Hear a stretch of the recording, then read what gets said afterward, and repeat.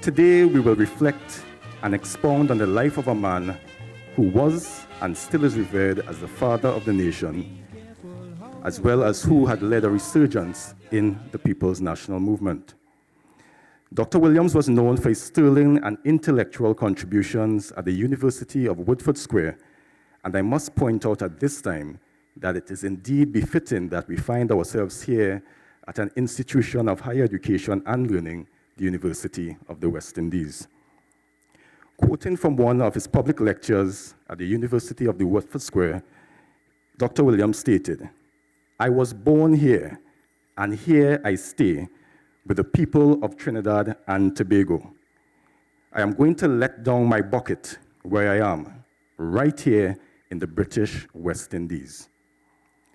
Dr. Williams has indeed laid down his bucket right here in Trinidad and Tobago. And indeed, he has left an indelible mark on the society and peoples of Trinidad and Tobago and the region by extension. As Prime Minister, he has transformed the lives of many through education, political mobilization, and economic development. He will forever be remembered. We celebrate his life today. 34 years later, his spirit still lives on. The first responsibility that devolves upon you is the protection and promotion of your democracy. Democracy means more, much more, than the right to vote, and one vote for every man and every woman of the prescribed age.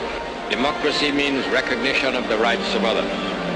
Democracy means the equality of all in the eyes of the law. Democracy means equality of opportunity for all in education, in the public service, and in private employment. If we could only get the sort of attitude that the population as a whole has to the entire carnival celebration, if we could have that throughout the year, Trinidad and Tobago would be the richest country in the world.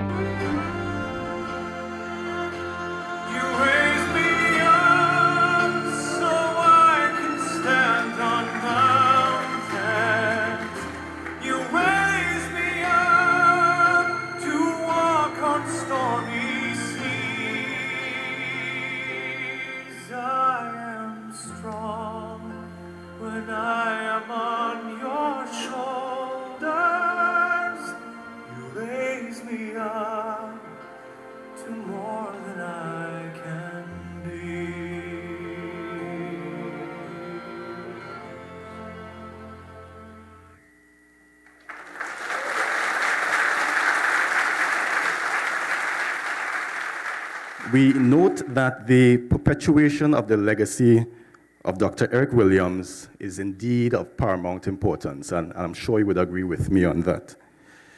To this end, the Dr. Eric Williams Institute of Political Education was established, providing institutional memory, political education, and training to the overall development of the party membership. Representing the Institute and delivering the welcome address at this time is Mr. Anthony Garcia. Let's put our hands together and welcome him. 34 years on, in 2015, our nation faces its darkest hour under the present government. Fortunately, as members of the PNM, we are able to draw on the strength of the party left to us by Dr. Eric Williams. Of our founding father, C.L.R. James wrote, and I quote, "He is no ordinary academic, so admirably suited for leadership. He cannot be changed," end of quote. In the same way, the PNM, having been grounded by Dr. Eric Williams, will never be changed. We will never flounder. It is what we are, a great principled movement with a rich tradition laid down for its members by the man whose spirit lives on 34 years later.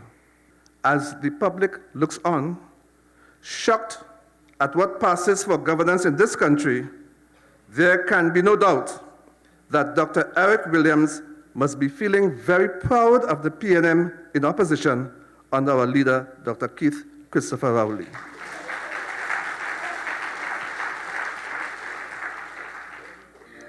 When you're weary, feeling small, when tears are in your eyes, I will dry them all. I'm on your side. Oh, when times get rough and friends just can't be found, like a bridge over troubled water, I will lay me down like a bridge over troubled water. I will lay me down.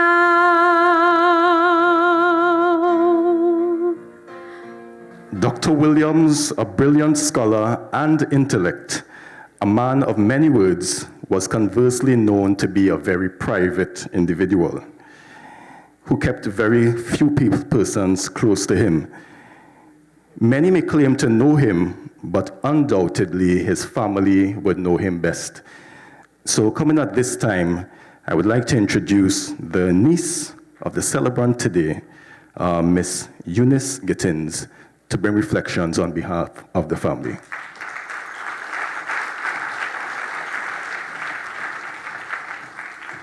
As a family man, people say that he was,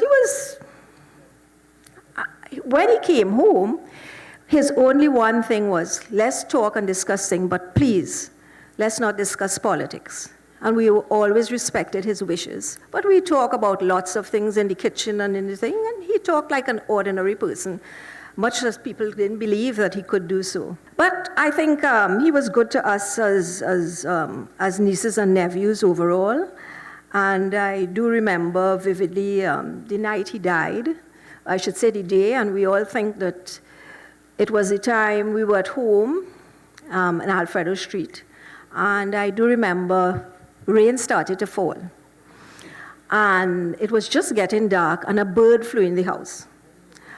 And my nephew said, "Daddy, that's a bird flew in the house." And my brother said, "Don't be an idiot, birds don't fly in the night." So we said, yes, it was a bird. And afterwards we said, that was the night, that was the time he died. We think that was a sign. He was indeed a brilliant man, and I'm proud that he has carried our country so far, the love of country he had, that tried to inculcate in us that sense of appreciating what we have, our food, our culture, our steel band, and carrying our nation so far forward towards independence and republicanism. I can't help but wonder about the days of our founding fathers. And I asked a youth the other day, do you know who was Dr. Eric Williams? And he said, you mean the dude with the iPod in his ear? Now tell me. I remember when the art of oratory and some good, clean piquant too reigned supreme in political debates. When we turned on our radio with the only two stations, 610 and Radio Trinidad, to hear what the doc had to say today. But lately I start to wonder, what would our esteemed fathers say had they been living in these times? I know for sure Dr. Williams would have been taking out his hearing aids very often. But Dr. Williams come like Elvis Presley to me, you know, he's not dead. I remember my first visit to the Red House was to walk around his coffin, laying in state at the rotunda, and the mystery of the man had inquiring minds making up all kinds of conspiracy theory. All kinds of conspiracy theory. We want to see his face. The chant of diehard citizens, I remember. No face, no vote. Who remember that? We ain't play with the stupid now. He ain't very good yet. You're calling elections. But most of all, I remember the pride of my mother marching with Dr. Williams to take back Chaguaramas base from the Americans.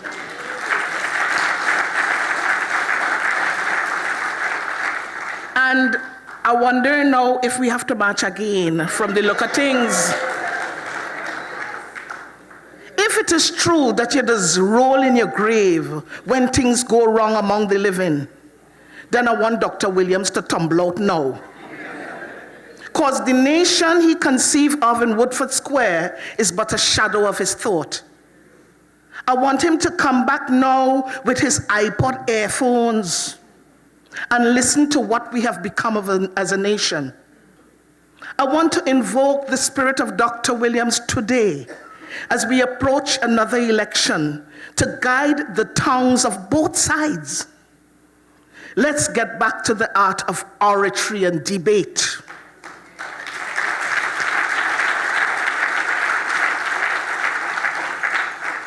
As he taught us inside Woodford Square, so that when we see it fit to protest outside a parliament, we know what we're protesting.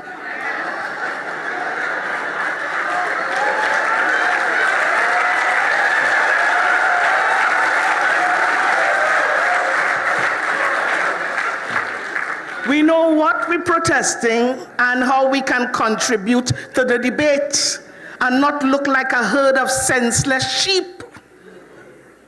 Dr. Eric Eustace Williams, father, professor, scholar, historian, and politician, a man who dared the Yankees to get out of Trinidad, a statesman to whom no one in the Caribbean could compare, from Bustamante to Bereaux.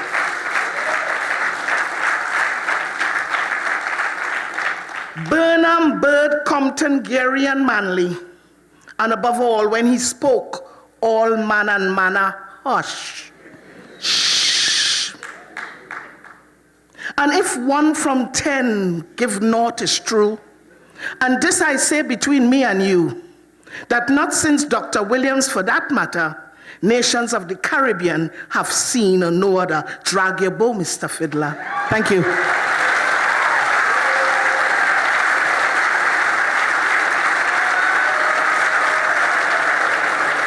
Among some of Dr. Williams's most notable contributions to academic discourse were his ideas on economic development, constitutional reform, race relations, party politics, and federation. These ideas had at their cornerstone his rejection of imperialism and neo-colonialism, his belief in national interest, interracialism, Creole nationalism, and democratic liberalism. His vision for the economy was demonstrated in 3 successive 5-year development plans, which he presided over in 1958, 1963, and 1969, respectively. In these plans, he laid down his strategies for diversification, government intervention in selected sectors, divestment of key industries, full employment, and the achievements of labor rights. His dedication to political education is also well known, and one of his first orders of business, upon leaving the Caribbean Commission, was to establish the University of Woodford Square.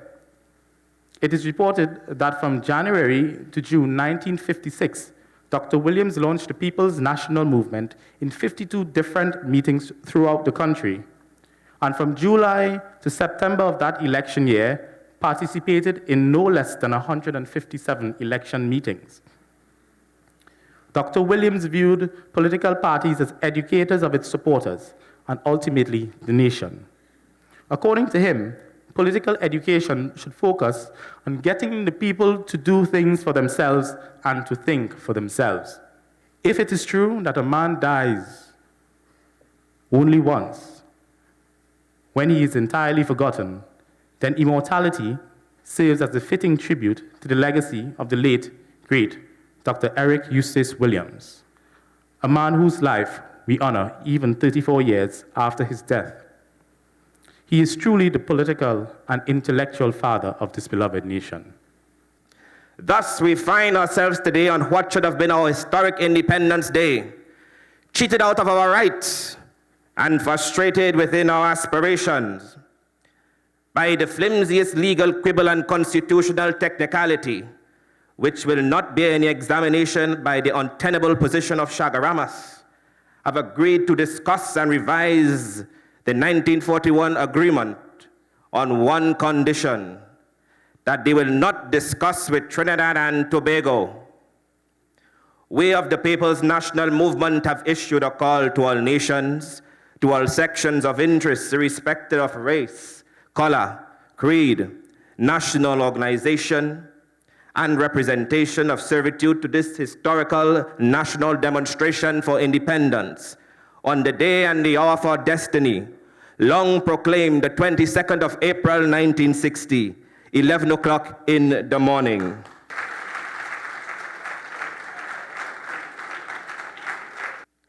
Dr. Williams worked through his life as a scholar, teacher, and politician, exemplified a counterpoint to the colonial experience by crafting a different set of images for Caribbean people.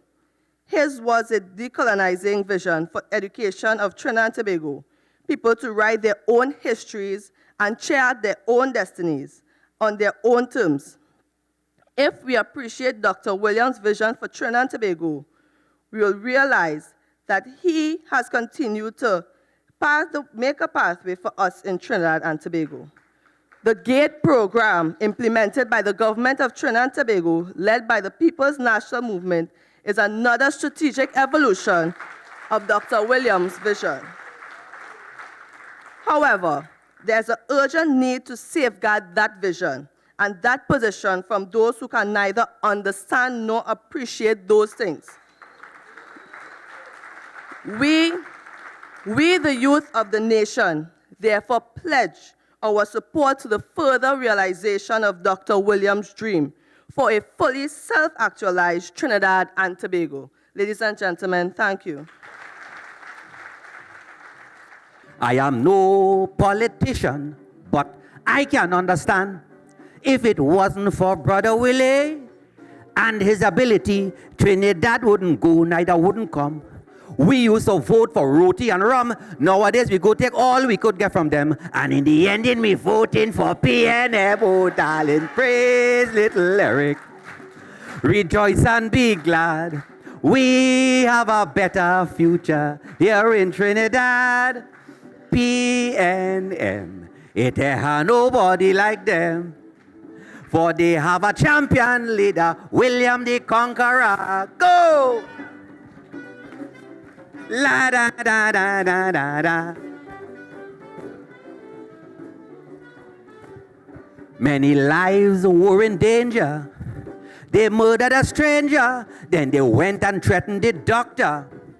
Concerning his daughter, well, he was the man for us, because he didn't make no fuss, and then he had the place going wild when he proved big belly making child. Oh, darling, praise little Eric. Rejoice and be glad. We have a better future here in Trinidad. PNM, it ain't nobody like them. For we have a champion, William the Conqueror. Yeah, yeah. You could sing for me, right? This is the road march of 1958.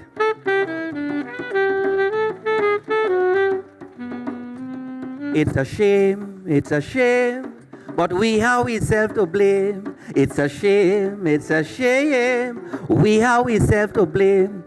They ask for new government, now they taking every cent. Cost of living is the same. It is really a burning shame. The doctors say to pay as you earn, and Sparrow say you're paying to learn.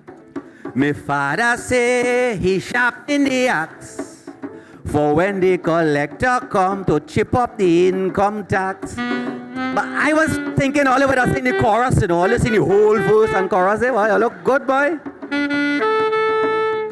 Well, let me see how good all you is. La da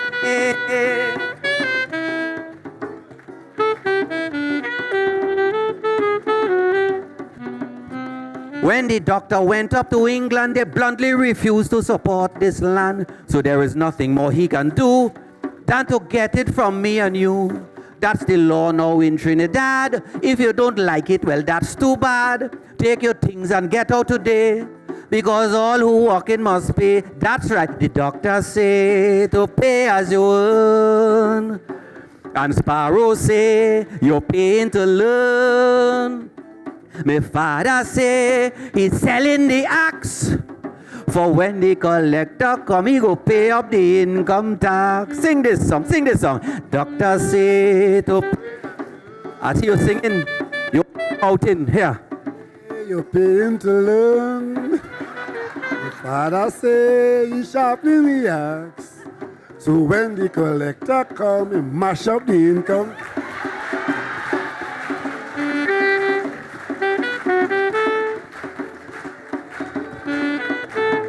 Our featured speaker was born in Mason Hall, Tobago, and was raised by grandparents who were prominent Tobago farmers.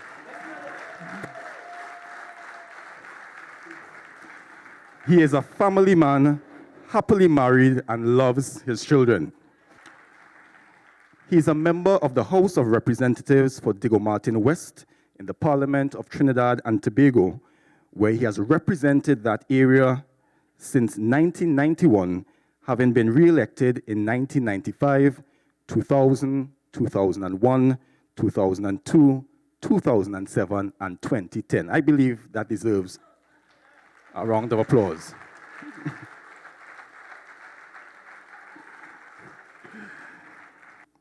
Following the PNM's defeat in the general elections of 2010, our featured speaker was appointed leader of the opposition and was also elected political leader of the People's National Movement in that very said year. He is unafraid of change. He is a pioneer, a man with a vision and a man with a plan. He has taken the bold steps of revolutionizing the party with the introduction of the one-man, one-vote system, where he won resoundingly when those elections were held. He undoubtedly has the enviable track record of electoral performance at the polls as political leader, having led the party to sweet victory at the local government elections, THA elections, and the St. Joseph by-election. Sweet, sweet victory. He is credited for taking the party from the proverbial bamboo of 2010, when the party slumped into reflective mode, and he has successfully ushered in a new dawn of resurgence and resilience, placing it on the doorsteps of government once more. He is indeed a true leader, a champion for democracy, justice, and equality for all men, and possesses an unwavering desire for the better interest of Trinidad and Tobago. As we reflect on the life of the father of the nation, Dr. Eric Williams, we can certainly say that our featured speaker has joined the ranks of great PNM leaders and leaders in Trinidad and Tobago. Please help me welcome at this time the man who is tipped to be the next Prime Minister of the Republic of Trinidad and Tobago, Dr. the Honorable Keith Christopher Rowley. Welcome, sir.